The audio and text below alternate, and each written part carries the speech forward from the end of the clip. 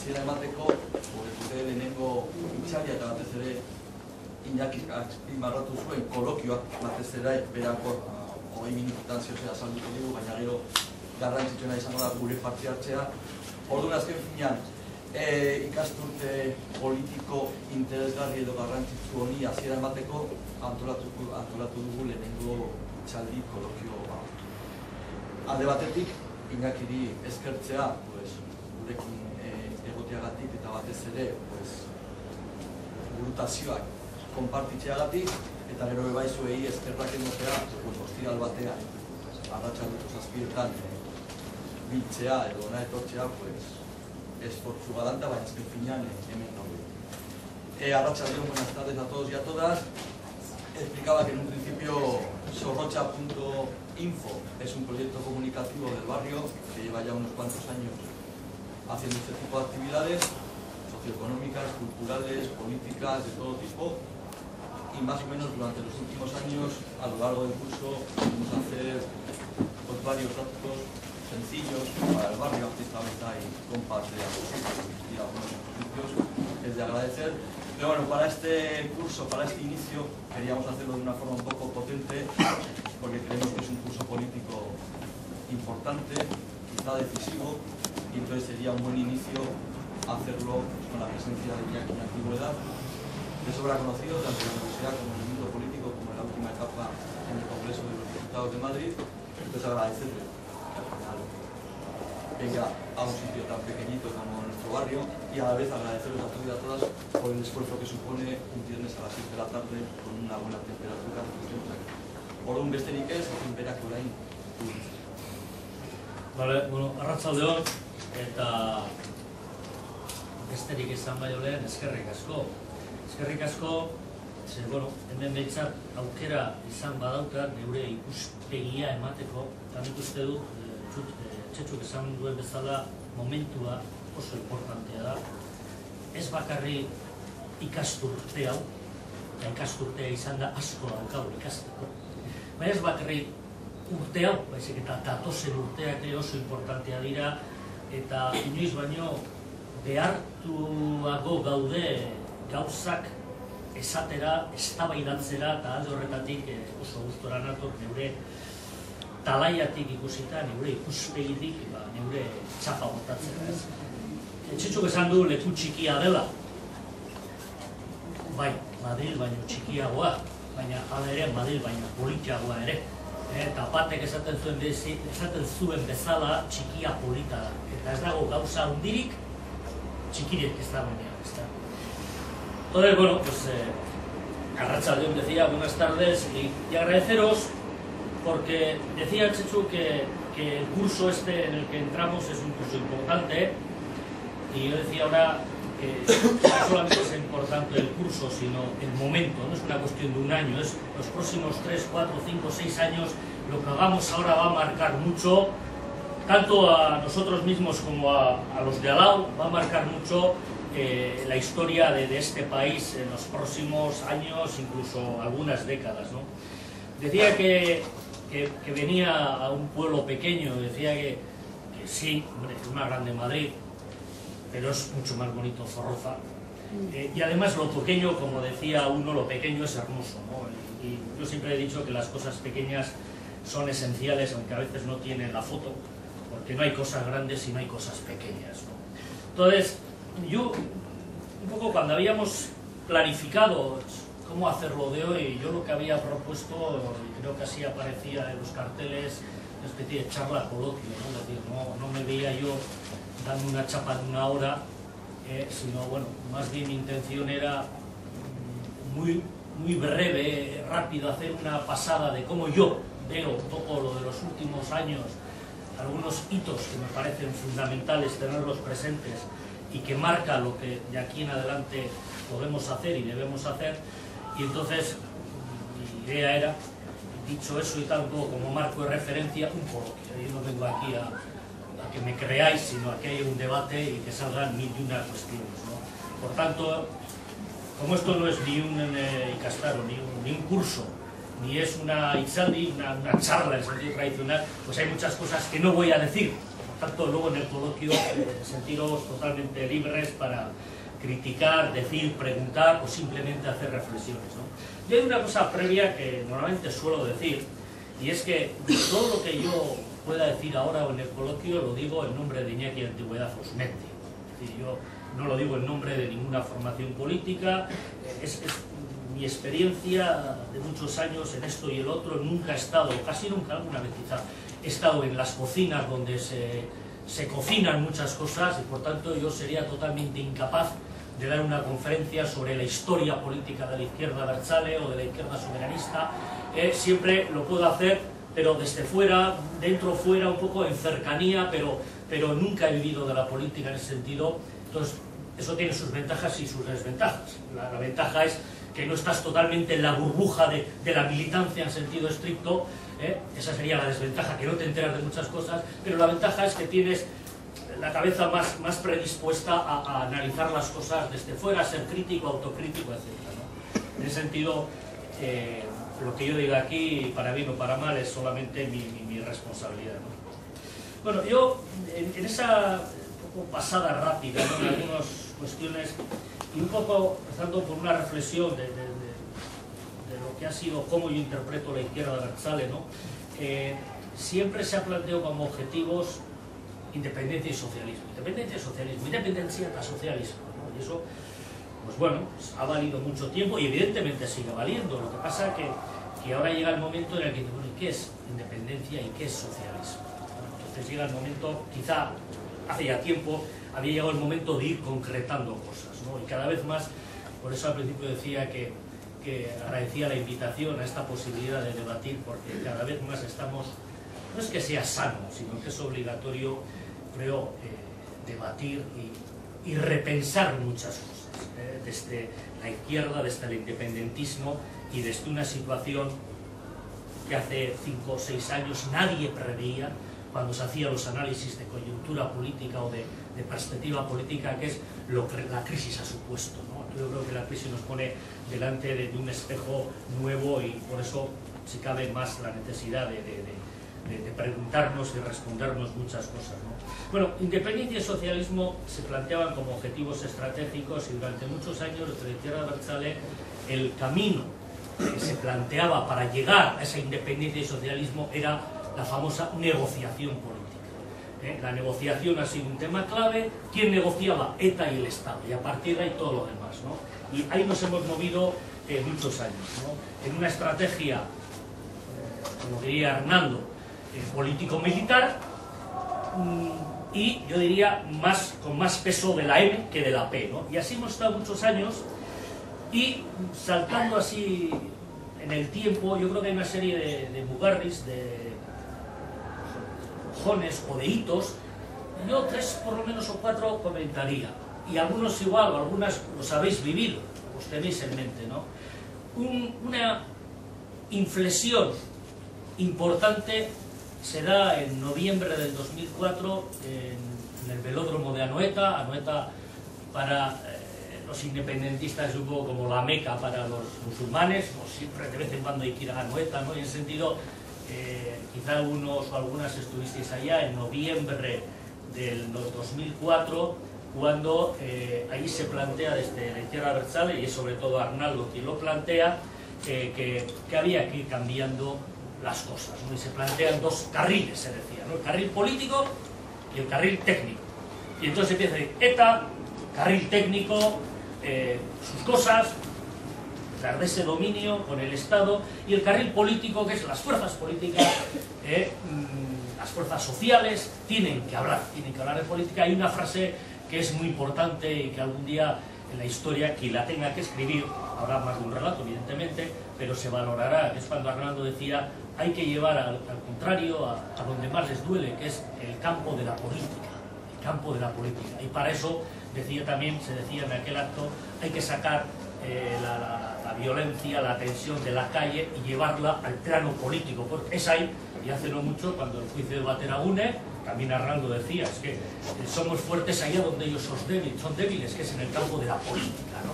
Y ese es el campo en el que es verdad que se puede decir que estamos fuertes, pero en el que, mirando para adentro, hay que ser hay que profundizar mucho todavía en muchos conceptos y en muchas cosas, ¿no? Por tanto, eso de los dos carriles que se empieza a plantear en Anoeta, yo creo que marca un hito importante. Luego llega el año 2006-2007, el proceso negociador, la mesa de Loyola, luego lo de la T4 en Barajas, luego las reuniones últimas en algunos países europeos, y en ese sentido creo que merece mucho la pena. Creo que Gara ha dicho que el viernes de la semana que viene, a partir del día 28, va a estar a disposición en los kioscos el libro, entrevista de Arnaldo Otegi, ¿no? Y por lo menos el flash que ya han puesto en Gara como anuncio, ¿no? En euskera y castellano, cuando dice Arnaldo que ya después del último intento, que venía ya en tren pasando por París y que Rufi Echevarría le dijo y tal, no agarrar la frase en sentido, pero bueno, vino a decir, este esquema está agotado, ¿verdad? Que ese esquema en el que la izquierda abertzale sobre el cual había pivotado mucho, hay que negociar, la negociación, ¿quién negocia? ETA y el Estado, y a partir de ahí ya parece que nos levantamos y ya vamos hacia la independencia y el socialismo, ¿no?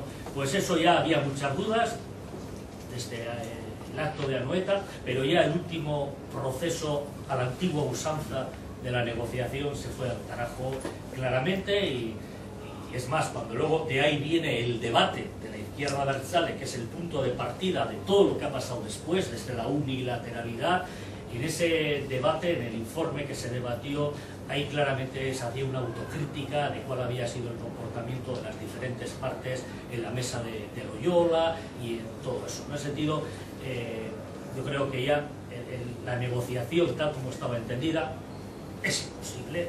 Había llegado a tope, y además era una ventaja muy grande para el Estado, porque estaba muy a gusto en ese bloqueo permanente, que muchas veces decíamos, no, estamos en un bloqueo años y años, pero un bloqueo parece ser como que estamos igualados en un empate infinito. No, el bloqueo no es que estamos igualados, siempre salía en ventaja el Estado. El Estado, porque es el que tiene la fuerza, el que tiene los presos, el que tiene esto, el que tiene el otro, ¿no? Entonces llega el debate de la izquierda abertzale en el año finales del 2008, primeros del 2009, que es cuando se da la detención de Arnaldo, Rafa, Miren, Arcá, esta gente y tal de la sede de LAB, ¿no? Pero bueno, de ese debate, que además está muy claro que quién fue el que metió ahí la mano, ¿no? Y además en ese momento, ¿no? Pero que le salió mal, sin duda fue Rubalcaba, Pérez Rubalcaba, quien pensaba que con esa detención se iba a romper el proceso, y lo que hizo fue fortalecerlo. Y bueno, como dice Arnaldo en alguna parte del libro, hubo muchas tensiones en ese debate sobre la izquierda abertzale, porque suponía una autocrítica importante de muchos aspectos en los que se había basado la izquierda abertzale durante unas cuantas décadas, sobre todo las últimas, ¿no? Y entonces, claro, pues no todo el mundo somos iguales a la hora de... Muchos pues igual hemos más o menos mitificado determinadas cosas, determinados caminos, determinados instrumentos, y cuando llega a la hora de la reflexión, de ponerte ante el espejo y decir, vamos a la bancarrota, así nunca llegaremos ni a la independencia, ni al socialismo, ni a tener una sociedad viva en este país y jatorra, ¿no? Entonces, yo creo que de ese debate marca una inflexión, Arnaldo decía, de 180 grados, prácticamente. Era, como decía en el juicio Bateragune, se deja a lo P.M. para pasar a la P. Y eso en absoluto, evidentemente, significa que nos olvidamos de los presos, en absoluto. Significa que el tema de los presos hay que entenderlo en el contexto de las soluciones políticas y de la superación de un conflicto, que todavía hay quien niega la propia existencia del conflicto, en concreto sobre todo el PP, pero ahí está la labor, ¿no? Yo creo que de ese debate surgen varias cuestiones, ya acercándonos en el tiempo. El mes que viene, hace un año, el día anterior a las elecciones, creo que es el día de reflexión, si es que todavía alguien tiene que reflexionar, es el comunicado de ETA, donde dice que renuncia definitivamente a la actividad armada. 2, 3, eso fue un jueves, el lunes y martes creo que fue anterior, es decir, 3 días antes había sido en Ayete la conferencia internacional por la gente que vino. Y entonces yo creo que hay dos aspectos en ese giro importantes. Y siempre yo pongo a Hernando como referente porque, bueno, parece que es una persona clave y además yo lo pongo como referencia ideológica de muchas de las cosas que han venido ocurriendo en los últimos tiempos, ¿no? Hernando, antes de ser detenido, y Rafa también, y Anchón y tal, en Gara, sobre todo en aquellas entrevistas largas que fueron saliendo en los meses anteriores a la detención, cuando en alguna cocina se estaba ya tejiendo el informe, el documento base para el debate, Hernando solía decir que hay que dirigir, la izquierda abertzale tiene que tener una estrategia eficaz, tiene que tener una estrategia eficaz. Yo estaba totalmente de acuerdo. Claro, eso significa decir, la que tenemos no es eficaz, nos lleva a un falso empate infinito donde siempre gana el que tiene la sartén por el mango, ¿no? Entonces era eso, era buscar la eficiencia en la estrategia, ¿no? Y en ese cambio, en esa inflexión hacia una estrategia eficaz, yo creo que hay dos elementos que son claves. Y dos elementos que luego, cuando a uno le ha tocado estar, cuando ha estado en Madrid, luego en el debate, si queréis preguntar por Amaiur y el Congreso de los Diputados, pues evidentemente ahí está, ¿no? Pero yo creo que ahí el grupo lo sentíamos, ¿no? Cuando hablabas o mirabas a gente, ¿no? Y hay dos elementos que son claves. Y vuelvo a lo de antes, si alguna vez alguien se anima desde el conocimiento de las cocinas, y que no sea a un cocinero al uso, ¿no? Sino gente de la cocina política, a escribir el relato, una parte al menos del relato de este país, pondrá esos dos elementos. Uno es la unilateralidad y otro es vamos a decir, internacionalidad. Es decir, la declaración de Ayete, más allá de los 5 puntos de esa hoja de ruta, del cual se ha cumplido el primero, y todavía no hemos pasado al segundo, que es que por una parte los gobiernos hablen con ETA de las cuestiones técnicas de las consecuencias y por otra parte que las formaciones políticas hablen, todavía no hemos llegado a eso, pero bueno, desde la unilateralidad esa es la ventaja que tiene, tú vas haciendo camino y vas creando condiciones. Y es un tema clave, porque en el esquema negociador anterior siempre era decir, yo tomo este compromiso si tú tomas ese compromiso. Y bastaba que uno dijese, a tomar por saco, lo rompo o no lo tomo, como decir, pues mira, cada uno que vuelva a lo suyo, ¿no? Cuando tú juegas desde lo unilateral y dices, mira, que me da exactamente igual lo que tú vayas a hacer, mi apuesta es esta. Y entonces le descolocas porque Madrid, sea con la última época del PSOE, que no cumplió ninguno de los compromisos que tomó, sea con el PP, dice, joder, si es que ya esto ni nos espera, van a su aire. Entonces yo creo que es fundamental el tema de la unilateralidad, teniendo bien en cuenta que tarde o temprano, si realmente vamos a superar de una forma integral e incluyente el conflicto político, tarde o temprano en una mesa tienen que estar todos. Pero la diferencia está que no esperas para empezar a moverte a llegar a un acuerdo con los que van a ser luego, los que van a compartir la mesa. Yo empiezo. Y luego el tema del internacionalismo, ¿no? La internacionalización en sentido, ¿no?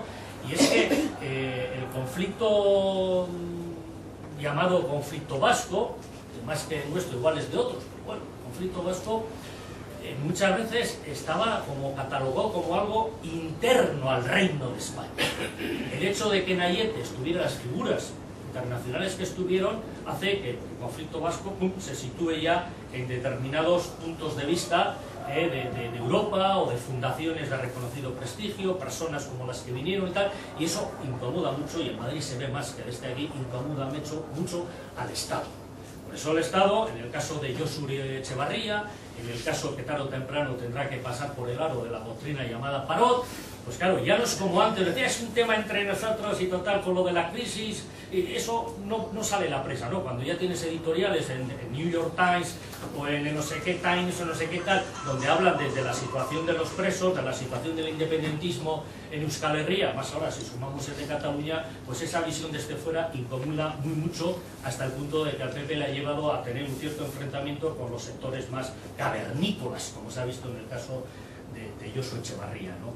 En ese sentido, esa unilateralidad es esencial.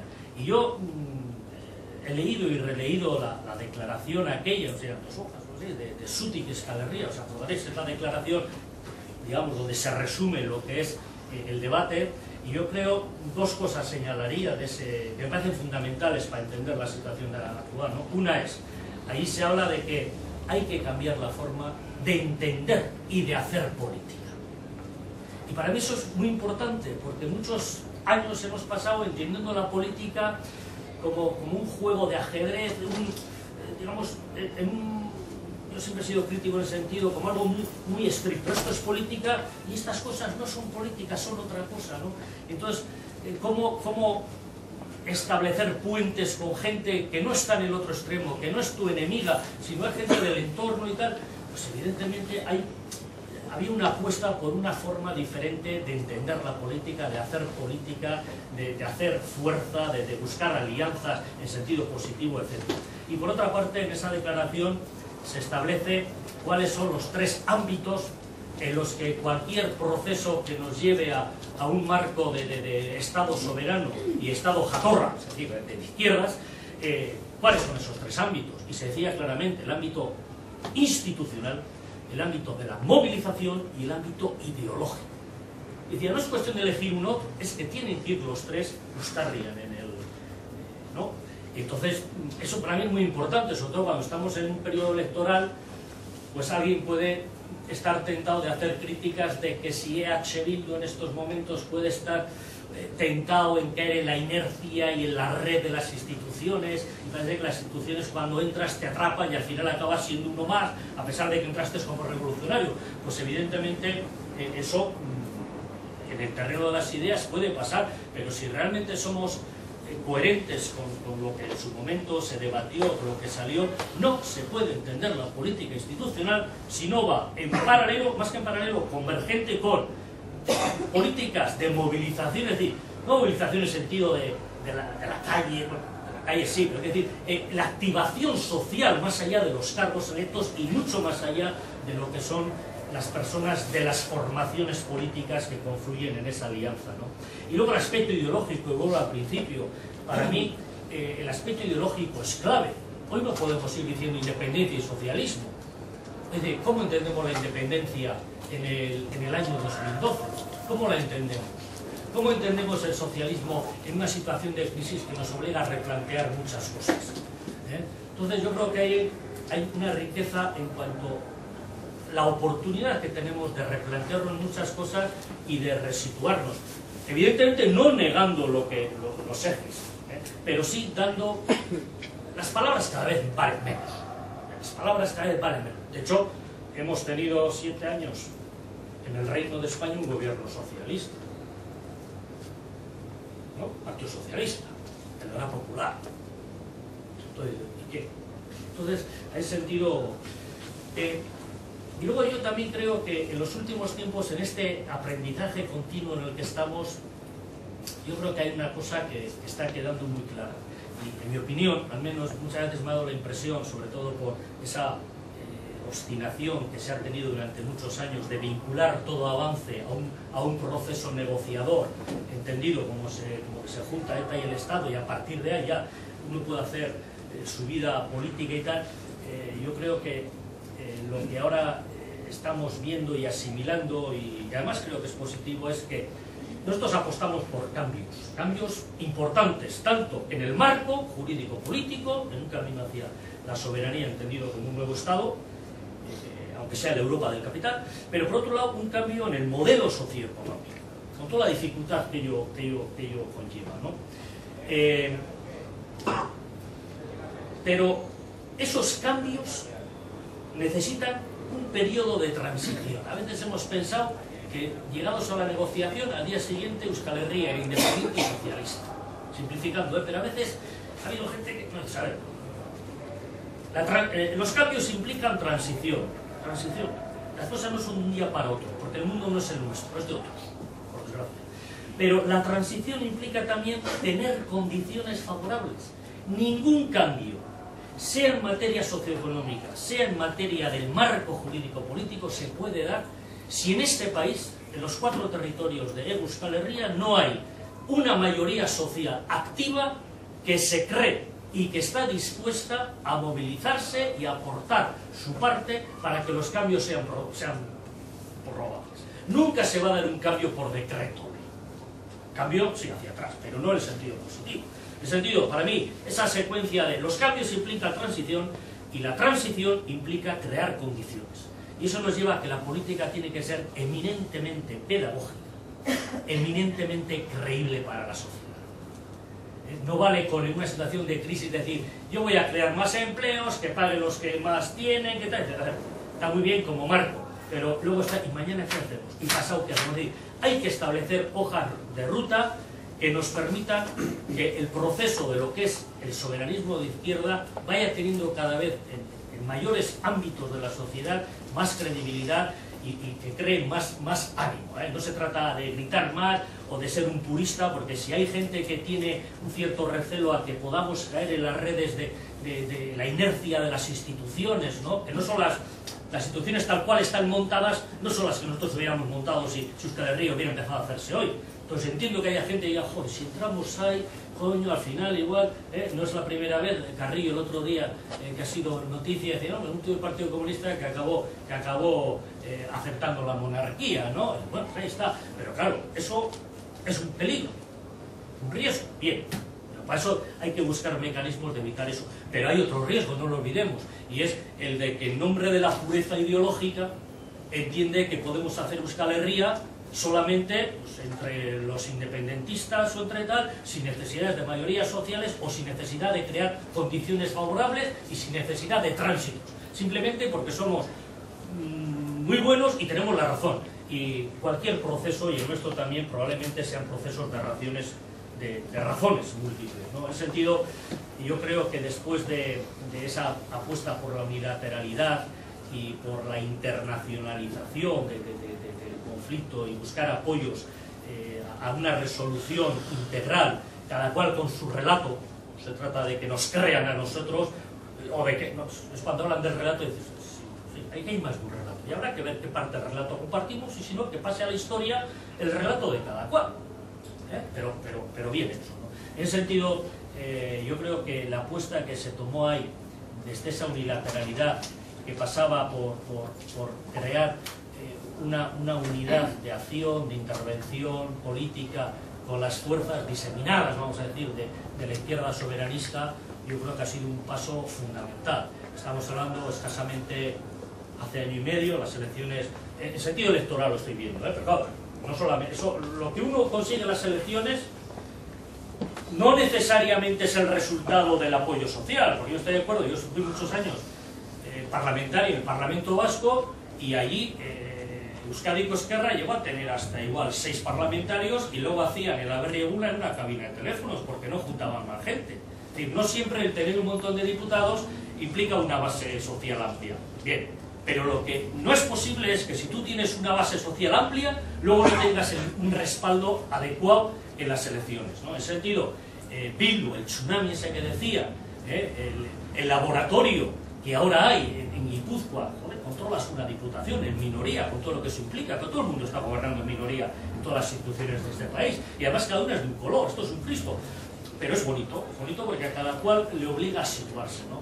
Entonces, esa secuencia que empieza en Bildu, sigue en Amaiur, 7 escaños, un avance importante, y que el 21 de octubre con EH Bildu ya como una alianza estratégica de esas 4 formaciones, incluso a futuro con las formaciones de Iparralde, pues es una apuesta importante.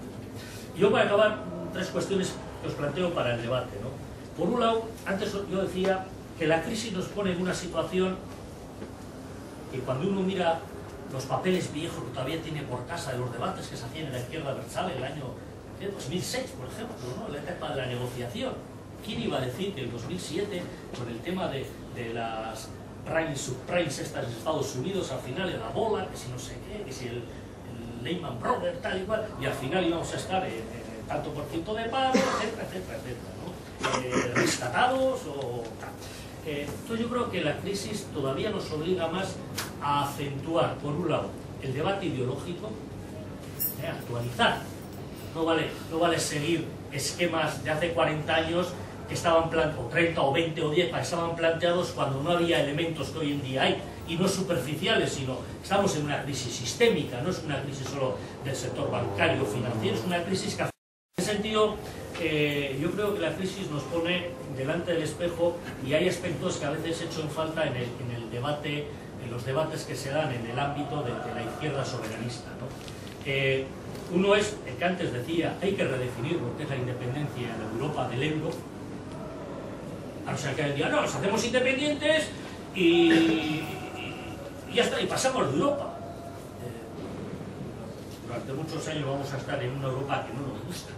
Y igual ya va siendo hora de que en vez de tender puentes con las izquierdas de Sudamérica o de no sé dónde, que también evidentemente, porque hay aspectos totalmente transversales a nivel del planeta, la zona sur, digamos, norte y sur, pero es hora de que buscamos alianzas importantes con sectores de izquierda en Europa, porque para bien o para mal estamos en esa Europa y vamos a seguir estando, aunque seamos un Estado libre, y por tanto esa redefinición, esa concreción, diría yo, de lo que es la independencia me parece clave. Y lo mismo del socialismo, Y entonces es llevar a nivel de la discusión política cosas que muchas veces no se han llevado a nivel de la discusión política, ni siquiera en nuestras izquierdas, que es el tema de la crisis de alimentos en el mundo, de la crisis del petróleo en el mundo, de la crisis energética en el mundo, de la crisis de esto en el mundo. Es decir, a veces la crisis nos ha traído un mirar hacia nosotros mismos y olvidarnos que antes de que estallara la crisis oficial económica del año 2007, cuando tú cogías la prensa, la palabra crisis venía asociada a crisis ambiental, crisis del cambio climático, crisis del hambre en África sobre todo, crisis de alimentos, los precios de alimentos, tal y cual. Cuando llega la crisis madre a Europa, todas esas crisis aparecen a un lado. Pero estamos hablando de la misma crisis, todas son ramas de una crisis madre, que es la crisis, yo creo, sistémica. Y luego otro punto es que yo creo que EH Bildu es la suma, una alianza estratégica de Euskal Alkartasuna, Aralar, Alternativa y Sortu en estos momentos, pero yo creo que hay que buscar las formas de que la gente se pueda activar en el día a día, en ese proceso que nos lleve a la superación del conflicto, a la normalización política, a traer a los presos a casa y a la calle y avanzar hacia la independencia y el socialismo. Pero, claro, eso habrá que buscar la forma de que se pueda hacer, no necesariamente siendo un militante de esa formación, es decir, como personas normales. Por eso, a mí muchas veces, ayer mismo una persona me decía, ¿y cuándo vas a volver a la política? Digo, yo nunca he dejado la política. La gente tiene el chip de que tú eres político cuando estás sentado en un escaño, o cuando eres de la Mesa Nacional, o eres de la Ejecutiva de tal, o responsable de zona, o de barrio, o de no sé qué. No, la política... la visión que yo tengo es mucho más que los políticos. Entonces hay que buscar la forma de que la gente participe desde el sitio donde está, desde lo que él puede aportar o ella puede aportar al proceso, sin necesidad de ser militante de un partido, sino sentirse parte de un movimiento, de una unidad popular, ¿no? En ese sentido, yo oí alguna crítica cuando Laura Mintegi presentó el equipo de gobierno, hace ya mes y medio, por ahí, ¿no? Que había gente que decía, son técnicos, no es gente conocida del ámbito de la política, ¿no? Y digamos, como si eso fuera un defecto. Y yo decía, la política, si estamos de acuerdo, y antes decía que el proyecto de la izquierda soberanista tiene que ser un proyecto creíble en la sociedad, si queremos tener mayorías que permitan esas condiciones para la transición hacia el cambio. Entonces, si queremos ser creíbles, eso automáticamente nos lleva a ser, aparte de las ideas grandes, a tener también la hoja de ruta de mañana qué hacemos, qué hacemos pasado, qué hacemos en Zorroza, qué hacemos en Euskal Herria, cómo vamos a ir a Estrasburgo, qué hacemos en Madrid, qué hacemos en donde haga falta, ¿no? Y en ese sentido, si entendemos que la política es mucho más que los políticos, habrá que entender que muchas veces la clase política al uso es incapaz de tener cargos institucionales donde haya que hablar de agricultura, donde haya que hablar de industria, donde haya que hablar de economía, donde haya que hablar de finanzas, donde haya que hablar de vivienda, donde haya que hablar de fútbol, de deporte, da igual de qué, ¿no? En ese sentido, la clase política es, incluso la nuestra, cumple una función, pero yo pienso que lo que se llama el perfil técnico-político o político-técnico de las personas es importante. Yo siempre digo, Santi Brouard, os acordaréis, Santi Brouard era una persona que era un referente, pero no solamente como político, sino como médico. Y en ese sentido, que EH Bildu se adelantase a lo que suele ser lo habitual, a lo que no suele ser habitual, mejor dicho, es que nadie sabe si Iñigo Urkullu llega a Lehendakaritza, al Aqua, quién va a ser la persona que lleve finanzas, que lleve esto, estos son. Y hay gente que no han estado en el aparato de ninguna de las formaciones políticas que confluyen en EH Bildu, pero es gente que ha trabajado en el campo de la economía, que sigue trabajando, en el campo del euskera, en el campo de la cultura, en el campo de la agricultura, en el campo de la sanidad, en el campo de la educación, en el día a día, Entonces, esa gente es importante. Si no caemos en el esquema típico de que esta persona, como es político, hoy puede estar de consejero de Interior y mañana puede estar de consejero de Educación, porque es político. Pues un político es una pura mierda. Dicho rápido. Entonces, hay que buscar lo que es la clave política. Cualquier técnico no vale. Hace falta tener una visión política, pero luego entender de las cosas. Si realmente queremos poner letra pequeña y que realmente la gente diga, estos hablan de independencia, porque a veces pensamos que la independencia es una necesidad para los abertzales, para los euskaldunes. Y sí, una cuestión ya no es de... Yo soy independentista no por motivos políticos. En su momento sí. En principio por el euskera, luego por la política. Y ahora simplemente soy independentista por un tema de salud. De salud, psicopago. Pero claro, yo lo que aspiro es a que la independencia sea algo aceptable y algo atrayente, en sentido positivo, para cualquier persona, aunque no se considere euskaldun, o aunque no se considere abertzale. Simplemente porque piensa que es mejor que las decisiones, en principio, empezando por las normas inmediatas de cómo enfrentar la salida de la crisis, se tomen en cercanía y no se tomen en Madrid. Entonces, cambiar el chip de que la independencia es algo que va más allá de la identidad más vasca, más española, sino que es una cuestión de crear poder en cercanía. Y eso, el discurso de EH Bildu, yo creo que va en esa línea, o sea que hay que profundizar en él, ¿no? Y luego la última cuestión decía el papel de las instituciones. Yo vuelvo a lo que Zutik Euskal Herria decía, hay 3 ámbitos y no van en orden.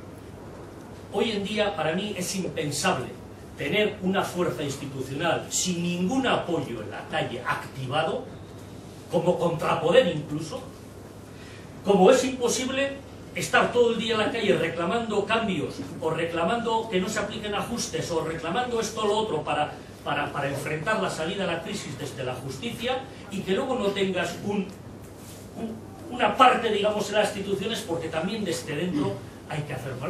Esa complementariedad es fundamental y creo que es otra forma de, digamos, otro motivo que nos lleva a esa necesidad de reflexión, ¿no? Einstein decía, dicen que dijo Einstein, yo no le conocí, pero Einstein debió decir algo que para mí es crucial, y es que un problema no se resuelve con la misma forma de pensar que lo ha creado. Y en ese sentido yo creo que tanto en la crisis económica como en la crisis territorial que tiene el Estado, hay quien trata de resolverlas desde la propia base que las ha creado, ¿no? En ese sentido, acabo con Machado decía, hay una cosa peor que estar enfermo, es tener un mal médico. Y yo creo que en los diagnósticos que hacemos y en las proyecciones que hacemos en la hoja de ruta, hay que tener eso también muy en cuenta, ¿no? Por eso insisto una vez más, así he empezado y así acabo por ahora, en esa necesidad de reflexionar sin dejar de hacer otras cosas, pero buscar tiempo para compartir y no sortu entre sortu, Euskal Kartasuna, sino buscar esa transversalidad, porque probablemente haya más acuerdos que desacuerdos cuando rompemos esas barreras que vienen de situaciones anteriores. Me callo. Por hacernos un poco a lo que verdaderamente es el asunto este. Sí que es una pregunta que, no sé, me gustaría hacer, y creo que lo has expuesto muy claramente. Sería interesante en un tiempo, una vez que se ha creado todo esto, pasar de EH Bildu coalición a un EH Bildu partido de futuro o sea, a acumular todas las fuerzas en un solo partido. Sería interesante, o sería más importante de cara a traspolarlo a Navarra y todas estas cosas, el seguir como se está, con las particularidades de cada partido de la coalición, con las contras, pros y tal, y en un futuro sería más interesante pasar de un inconcreto a un concreto. Yo, en mi opinión, yo diría que esa pregunta, yo me atrevo a decir que quizá no corresponde al tiempo actual. ¿Qué puede pasar dentro de 10, 15 años? No lo sé. No lo sé, pero más me preocupa como reflexión el año que viene, 2 años, 3 años, ¿no? O sea, hoy en EH Bildu hay 4 formaciones políticas y ya las 4 legales. Esas 4 formaciones políticas tienen su trayectoria histórica. Unos vienen de decisiones del PNV, otros decisiones de Izquierda Unida, otros decisiones de la propia Izquierda Abertzale, y entonces, bueno, pues hay un pozo que, bueno, luego hay muchas veces tú ves debates que parte, pues bueno, pues todos somos humanos y pueden estar condicionados porque tú hace 20 años, en todos los lados, ¿no? Entonces, para mí ahora no es una prioridad el plantearse si EH Bildu tendría que ser algo único. Para mí prioridades mucho más previas, ¿no? Y yo eso, por ejemplo, me ha tocado vivirlo en Amaiur, en el Congreso de los Diputados, 7 personas, una persona claramente Rafa Larreina, Euskal Kartasuna, una persona yo claramente Aralat, y luego 5 que todo el mundo nos pone en el ámbito de Izquierda Abertzale, pero digamos que no somos del aparato, como sí son yo y el otro. Bien. Entonces, claro, nosotros decíamos allá, hombre, tenemos que hablar allí o aquí, me da igual. Ahora EH Bildu, ¿qué va a sacar? 20, 21, 22, 38, 62, no sé los que va a sacar. Pero los que saque, habrá gente de las diferentes familias, vamos a decir. Y luego gente que no está en ninguna de las familias, pero que está en esa transversalidad que se crea con EH Bildu, ¿no?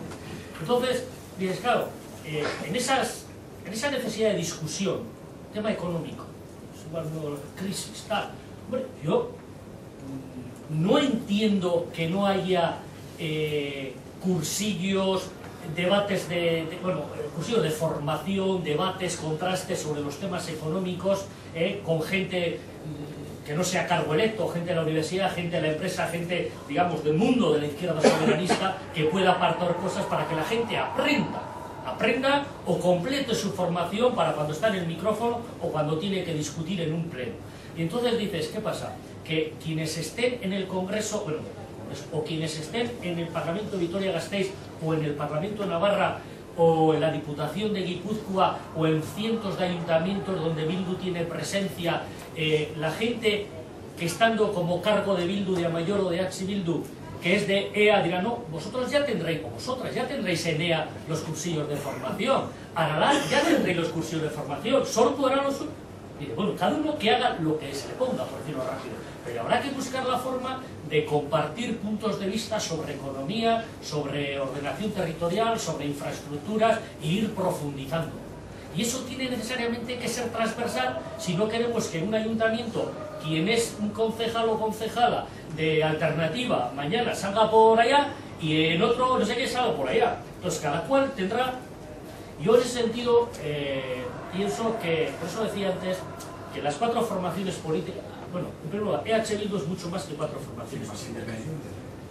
Y claro, había movido como Herri Batasuna en sus tiempos. Claro, entonces por eso ahí está pendiente el buscar cómo articular eso, ¿no? Evidentemente... Ha dicho 2 palabras antes de tomar nota, personas normales y luchar todos al unísono por un proyecto general. Sí. No, normales no quiere decir que quien sea que esté en un aparato y tal sea normal. Es decir, gente de fuera de los aparatos. Mucha gente puede decir, no, que no es por no pagar la cuota, es porque simplemente hay que crear esa posibilidad. ¿No? Yo estoy convencido, diría yo, que si se articulan debates de todos los ámbitos sociales, porque la política es todo, no solamente lo de arriba, el paraguas, esa cosa, ¿no? Y si hablamos de soberanía alimentaria, por ejemplo, pues podría ser que yo estuviera más de acuerdo con una persona de alternativa o con una de Aralat que con uno tradicional de la izquierda, ¿vale? Sale de 70 años, para exagerar. Y sin embargo, en otro tema, es decir, la separación entre Eusko Alkartasuna, Aralar, Alternativa y Sortu no viene estrictamente, necesariamente de diferencias ideológicas claras, sino viene de cómo cada cual ha entendido la forma de actuación política. Y yo creo que todo el mundo no solamente es que la izquierda abertzale se ha hecho una autocrítica y ha girado el transatlántico, que diría Arnaldo Rafa, sino que otra gente también han modificado sus planteamientos a la hora de entender la política. Yo he compaginado, he cenado un montón de veces con Rafa Larreina en Madrid, cuando nos tocaba, y claro, yo he conocido a Rafa Larreina muchos años de parlamentario en Vitoria-Gasteiz, y eran los de, digamos, de amén, quiere decir, la política. Y ahora lo ves, bueno, pues todo el mundo avanza. En ese sentido, el que se mantengan las formaciones tal cual al uso, eso durante muchos años, o algunos años va a durar. Y para mí no es una preocupación, para mí la cuestión es cómo se busca esa transversalidad. Porque no necesariamente en el ámbito de salidas a la crisis Alternativa tiene algo diferente, lo sustancial a esto o a esto. Es decir, las diferencias no están. Es verdad que yo me acuerdo de discutido, bueno, estuve muchos años en la radio con Sabin Inchaurraga, y cuando a mí la moderadora de la radio dice, bueno, ¿y cómo veis la izquierda abertzale? Y el otro decía, yo también soy izquierda abertzale. Y yo no, ni pongo ni quito a nadie esto, ¿no? Entonces, pero él se reclamaba socialdemocracia, claro. Hoy si alguien dice, no, es que estos son socialdemócratas y estos socialistas, dices, eso a mí no me vale. Hasta que empecemos a hablar y entonces veremos que en las cosas grandes podemos estar de acuerdo y cuando empezamos a profundizar en desacuerdo. Si eran los primeros tiempos de saber que eran así, luego realmente antes de morir cambió bastante. Ya, pero es que los desacuerdos que pueda haber, yo estoy convencido que no necesariamente van a ser entre las cuatro formaciones, van a ser más transversales, pero ahí está la riqueza del debate, ¿no? Entonces, para mí sobre todo es cuestión de a corto o medio plazo buscar esas formas de debate, y el tiempo dirá si al final solo hay una unidad popular, tal, o son partidos, pero a mí más me importa el movimiento que se genera en torno a EH Bildu, cómo darle permanencia, sostenibilidad, porque durante bastantes años va a ser eso, ¿no? De momento las alianzas simplemente por las alturas y buscando exclusivamente los resultados electorales. Pero digo esto porque la práctica diaria, yo creo que es lo que está mundializado todo el mundo, es lo de los presos de los negros. Los que estaban en Chile están. No ha entrado nadie nuevo de Aralar, nadie nuevo de EA, nadie nuevo de Alternativa, porque para el Portugal no hay. El otro, los que hacían siguen los mismos. Y en realidad se ha sumado, al menos claramente en la calle no se miente, pero en la práctica hay ciertos trabajos, como es esto, creo que es fundamental y prioritario, el tema de los presos, los mismos, de las encarceladas. EH Bildu, cuando se ha creado con más tiempo para, digamos, entre las formaciones políticas que lo que fue Amaiur. Amaiur, yo me marché de vacaciones unos días a finales de julio del año pasado, y un día conseguí entrar en Zapatero convoca el 20 de noviembre. Cuando vine a mediados de agosto ya estaba todo con rapidez. De hecho, Amaiur, aunque eran las cuatro formaciones, Amaiur se planteó como una alianza, sobre todo electoral, para lo inmediato, porque no había tiempo, ¿no? Decía. Pero luego después ya ha habido más compromiso, y entonces EH Bildu surge, así ha salido públicamente, y ahí está la hemeroteca, como una alianza estratégica, es decir, va más allá de, necesariamente tiene que ir más allá del esto electoral, ¿no? La cosa es cómo se puede articular, que al final es un Cristo con los periodistas y Bildu, Amaiur, EH Bildu, al final, bueno, pero es algo estratégico. Y yo creo además que tiene que ser estratégico, insisto, durante unos cuantos, bastantes años. Otra cosa es ese carácter estratégico, claro, por eso yo, lo que tú decías, me consta que puede ser así. O sea que yo no tengo, sobre todo por donde vivo, no tengo vivencia de barrio, en el sentido de, no hace ya años que no, del día a día. Pero me creo perfectamente que a nivel de esa dinámica diaria de presos, de carteles, de esto y lo otro, igual no se nota. Pero ¿dónde está la...? Pero hay que tener en cuenta probablemente que de las 4 formaciones, quitando la izquierda abertzale, que puede tener en muchos sitios históricamente una presencia organizada, pues igual hay sitios donde no. Entonces no me preocuparía tanto que eso ocurra donde no hay organizadamente Eusko Alkartasuna, ¿verdad? Sí me preocuparía más en sitios donde sí están o hay presencia de las otras formaciones, el por qué no se llega a ese acuerdo, ¿no? Muchas veces es más fácil articular desde arriba que desde abajo. Tiene más peso igual eso de esa pelea de patio de colegio, ¿no? Y tú más, y tú más, y tú qué hiciste en no sé cuándo, y tú qué... No lo sé, pero yo creo que probablemente haya mucha casuística y a la gente de cada sitio le toca ver, decir, oye, ¿por qué no? O cómo hacemos. Y esto, por ejemplo, puede ser un acto en el que haya gente de varias cosas, ¿no? Eso hay que darle continuidad. Pero tampoco puede ser donde la gente decir, tenéis que venir a la pancarta. No, vamos a hablar, vamos a hacer jornadas, vamos a debatir, vamos a hablar de cosas del barrio. Todo el mundo sabe. En uno grande... Entonces, el que no ya pasa, sabe sobrar, pero no pasa. O sea, tiene la misma dinámica anterior a que se vaya a seguir a respaldar la realidad. Entonces, la gente de la sabe, nosotros, la lechera, no se pusieron, no se pararon. Yo creo que sobre todo el tema presos es un tema que necesariamente tiene que unir, entre otras cosas, puede costar más, pero el tema presos enfermos, la dispersión, las 3/4 partes, etcétera, los partos que condenan. Sí, yo creo que eso es un poquito lo mismo que ocurrió con el acuerdo de Lizarra. Verdaderamente, ¿quién fue el que hizo, por así decirlo, la extensión y que darlo a conocer? La izquierda abertzale, porque el resto de organizaciones políticas y sindicales que había, en ningún momento, por lo menos en nuestro barrio, vimos implicadas, a pesar de que les hicimos varias invitaciones a ello. Entonces, yo lo comparo exactamente igual, en los mismos términos, y fue, en teoría, bastante más abierto, y no hubo un movimiento fuerte. Y luego otra cosa, la vivencia en Madrid como tal. Las relaciones entre los diputados de otros partidos y demás, ¿cómo era? Un poquito ahí, si había mucho pincho o era un poquito así de paso, de resbalón, ¿qué ocurría? ¿Y también qué se cocía? Bueno, acostar no nos acostan. Pero una puntualización, lo de Lizarra Grassi que decía, ¿no? Yo creo que ahora en las condiciones para el trabajo en equipo, ¿no? Digamos, a nivel de pueblos, barrios y tal, deben ser mucho mejores que las que había en aquella época.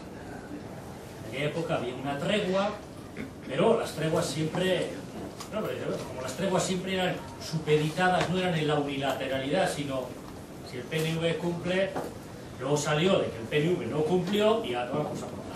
En ese sentido, yo creo que ahora el camino está mucho más libre de obstáculos y además las condiciones son mucho más favorables a que la gente se anime. Otra cosa es cómo buscar en cada sitio ese ámbito de, bueno, vamos a empezar a, ¿no? Aunque sea, a coger perros chicos juntos. Es decir, yo creo que hay una parte importante de establecer puentes entre la gente que ya no es tanto, aunque pueda ayudar las estructuras políticas, yo creo que hay un peso importante de la gente misma. No todo el mundo tiene la misma capacidad para estar con otros y atraer y ir a hacer piña, ¿no? Entonces, también hay en cada cual igual tiene que buscar su forma de decir, pelitos a la mar, o ya hablaremos algún día, tendremos que hacer un análisis de qué hiciste tú, qué hice yo, lo de Madrid. Pues yo a nivel personal, bueno, personal, del grupo, porque era algo que... Yo la experiencia con el grupo, con las 7 personas, algunas les conocía de antes, otras al momento. Ten en cuenta que para nosotros Madrid era como un tercer grado. O sea, como un crucero. Estás ahí los 7, y sobre todo al principio era decir, el primer día que entramos ahí, dice, y bueno, pues yo creo que la gente en el Congreso, todas las formaciones, bueno, había gente que desde el primer día, antes del pleno de investidura, cuando hicimos el papeleo y tal, todos los moscarrones encima, vino directamente, ante lo que estaban las cámaras y tal, oye, mira, soy tal, a mano y tal, igual. ¿Y quiénes eran? Gente de IU, bueno, de RC, evidentemente, y gente del Partido Socialista de Cataluña. O sea, gente del PSC desde el primer día, digo, oye, soy tal, ¿tú quién eres? Tal, cuando nadie éramos conocidos, porque todavía no nos habíamos estrenado por nadie, ¿no? En ese sentido, pues bien, luego otra gente, pues, me miraba así, a decir verdad, nadie puso mala cara, mucha gente puso cara neutral, de H7, no te veía. Hombre, fue curioso y eso en la prensa, bueno, que en la tele, lo que dijo, ha salido y tal, el día anterior al juro por imperativo legal, ¿no? El que ya se sabía que iba a ser el presidente de la Cámara, Jesús Posada, entró, con todos los periodistas detrás, y va con Bono. Bono era el que al día siguiente lo dejaba. Y Bono, luego lo dijo un periodista, Bono le dijo, eso se los llama ahí. Y el tío se dio la vuelta y dice, hola, oye, mira, soy Jesús Posada, y nos dio la mano. Y yo le dije tranquilamente, Soriona y tal, que es lo que decimos, porque ya sé que mañana ya se ha rumoreado y tal, ¿no? Y con él hemos tenido una relación buena, con Celia Villalobos, que está en la mesa, y fue la alcaldesa de Málaga, muy bien, Málaga. Pero yo ahí sí señalaría un punto importante, ¿no? Creo que la gente de Madrid, bueno, quitando UPyD es para dar de comer aparte. ¿No? UPyD es para dar de comer aparte la señora Rosa Díez y compañía, ¿no? El resto, unos, ya digo, ningún problema, todavía te pago un café, te pago una, y otras, la gente, yo creo que nos miraba a los 7 y a través de los 7 veía, no llegaba 2 meses antes. Entonces la gente no hace seguimiento de lo que pasa en este país, lo hace a través del comportamiento de la gente, ¿no? Entonces hay el punto clave, nosotros teníamos nuestras dudas, empezando por temas de seguridad. Claro, los 7 por Madrid, tú comprenderás que cerca del Congreso y de la Garterana a veces vestido, ¿no? Pero el punto ahí clave yo creo que fue el pleno de investidura, porque es en el pleno de investidura donde cada cual por primera vez se refleja en una legislatura. Y bueno, ese me tocó a mí, y sí es verdad, y luego los medios o algunos así lo recogieron, que yo cuando salí a hablar no había ni un escaño vacío, o sea que es bochornoso ver los plenos, y ahí no faltaba ni Dios, y no era para votar, no se votaba ese día. Y claro, yo cuando llegué allí, lo primero que me dieron ganas de decir, negocien, coño, ¿no? Me acordaba del hombre este, el mismo sitio, y bueno, nosotros habíamos planteado un esquema de dejar bien claro a qué íbamos a ir, eso lo teníamos hablado y tal, y una cosa que sí que nos chocó es que dábamos por seguro que algo que es muy habitual en el Congreso, que son los abucheos. Cuando habla el PSOE, abuchea el PP, cuando habla el PP, abuchea el PSOE, y los demás estamos ahí que no abucheamos a nadie. Pero yo decía, bueno, a Mayur le van a abuchear.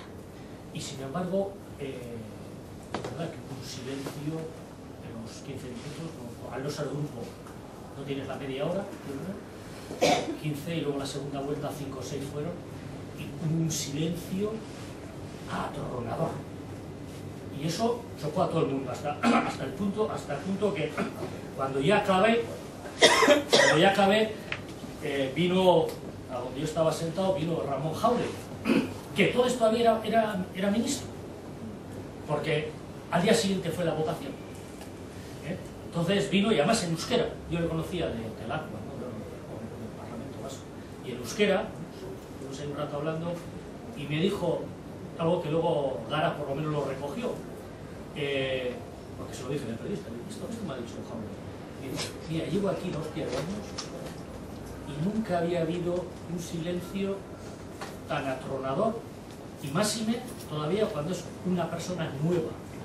Claro, si habla Zapatero o habla no sé quién, de uno y un pelado, y dice, bueno, pues... Pero yo creo que ahí había una esto de decir, ¿esto es en qué plan? Este igual ahora se lía hostias con los micrófonos, pega un goraeta independencia, socialismo y se marcha. Y sale tranquilo, fíjate que dijimos, que no venimos a pedir independencia. Eso no se pide aquí, eso se consigue allí, no os enteráis. Entonces, en ese sentido, y cuando acabó el pleno, 2 diputados del Partido Popular vinieron directamente del señor Antigüedad. Le felicitamos por su mensaje. Ha sido muy clarificador. Y dije, bueno, pues es que no hemos venido a engañar a nadie. Espero que haya oportunidades de avanzar en esto. Digo, sí, pero... Y cuando nos negaron el grupo propio, en la bancada socialista, mucha gente vino. Y bueno, cuando veis la cámara, el hemiciclo, arriba del todo, al lado donde estábamos nosotros sentados, igual que nos pusieron ahí, hay una taberna, donde solo tiene acceso el personal, o sea, los diputados, y el personal de mujeres y tal, de la barra y tal, ¿no? Y es pues para los café, jamón, o sea, bueno, ahí no van los comunistas. Y cuando yo acabé la intervención, iba en ayunas, igual si no me cago en todos los ahí, me fui a tomar un café, después de hablar con Jáuregui, y me vino Pepiño Blanco, el que era ministro, en ese momento todavía lo era, de Fomento, Pepe Blanco, viene, y estaba yo con Maite Aristegui, no sé, Rafa la Reina o Xavier Miquel de Recondo, estamos 3 o 4 allí, era tranquilo, ¿no? Era una responsabilidad hablar ahí, y vino, dio la mano y me dice, oye, muy bien, muy bien, muy bien. Y una cosa, yo estaba a favor de que tuvierais grupo propio. Toda la bancada, y hablan de bancada, toda la bancada socialista estaba a favor de que tuvierais grupo propio. Y le dije, ¿se lo puedo decir a cara? Me dice, yo el otro día lo dije, ayer lo dije en la SER. O sea que no tengo miedo a que se diga que yo he dicho. Y digo, y entonces, ¿por qué no os habéis abstenido en la mesa? Me dice,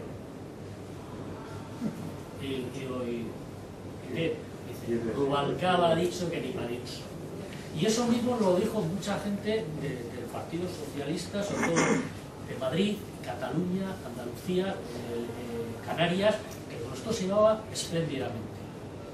Y yo era el que menos tiempo estaba ahí, Xavier Miquel está más tiempo, tal, y tiene una relación muy... O sea, en sentido, bien, me pasa que claro, siempre alguien te dice, no, pero razones de Estado. Con la experiencia, ver de cerca a esta gente, bien. ¿Políticamente has aprendido algo? He enseñado.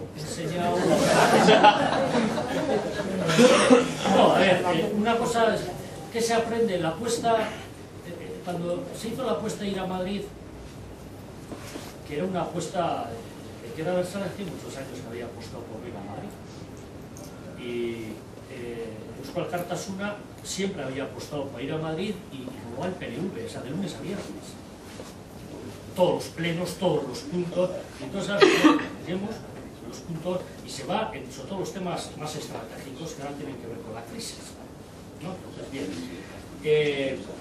Pero nosotros decíamos, bueno, nosotros estamos en Madrid, por un lado, porque queremos intervenir en los temas claros, economía, o sea, crisis económica y crisis territorial del Estado, para reivindicar nuestro ámbito de decisión.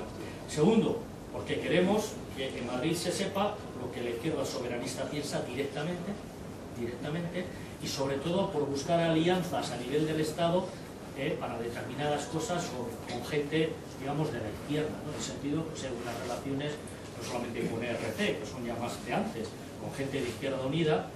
Hay que decir que de Izquierda Unida no todo el mundo es lo mismo. Cayo Lara nos miraba como la vaca al tren, pero luego había otra gente, esto muy, vamos, de comer juntos, bien, o sea, ningún problema, que estuvieran las cámaras mirando. Era gente del Partido Socialista, de Cataluña, tal. Y entonces ahí se hacen unos vínculos que tienen su importancia, pues, de cara a ir configurando, a romper esos esquemas que a veces la gente, los casetarios, ¿no? Los periodistas nos decían, es que me tocó ir a un programa de La Sexta, Rojo Vivo, que había una cuadrilla de fachas allá, que los echas en una jaula de tigres en un zoo y sale el tigre corriendo, el espanto que le da. Y luego el tío, el Ferreras me decía, dice, joder, es que es increíble, no podéis creer cómo en España, y él, se ve o se siente los avances que se están haciendo en Euskal Herria, decía él. Es toda la lectura hecha desde aquí. Entonces, que vosotros, ya sé lo que os supone, pero que haya una lectura directa, que podáis hablar, rompe muchos esquemas a la gente. Entonces, bueno, eso también es una parte de lo que asumíamos, ¿no? De ir a campo contrario a decir, no, nosotros somos esto es para bien o para mal, Eso no sería el unir un poquito las primeras lazos con la izquierda europea. Es que por eso decía que es importante que muchas veces igual se ha primado las izquierdas sudamericanas, hace muy bien, evidentemente, ¿no? Pero es claro, un Estado vasco soberano, una Cataluña vasca soberana, una Escocia vasca soberana, van a estar en una Europa del capital, una Europa de Maastricht, una Europa del Banco Central Europeo y de la Troika y de esto y lo esto. Pues claro, tú eso lo tienes que ir cambiando como izquierda, pero tienes que ir buscando alianzas con De Linke en Alemania, con no sé qué, y ahí hay un campo a hacer, y evidentemente también con el Estado, evidentemente. Entonces, en ese sentido, pues, mantener relaciones con Izquierda Unida, a pesar de las discrepancias en el modelo territorial, por ejemplo, o en quién tiene que decidir sobre medidas. Nosotros siempre decíamos, estamos de acuerdo, señor Cayo Lara, con lo que usted ha dicho. Una diferencia, lo que usted propone nosotros lo queremos tener en nuestras manos. Esos instrumentos de actuación en nuestras manos. Entonces, quiero decir que eso es importante también.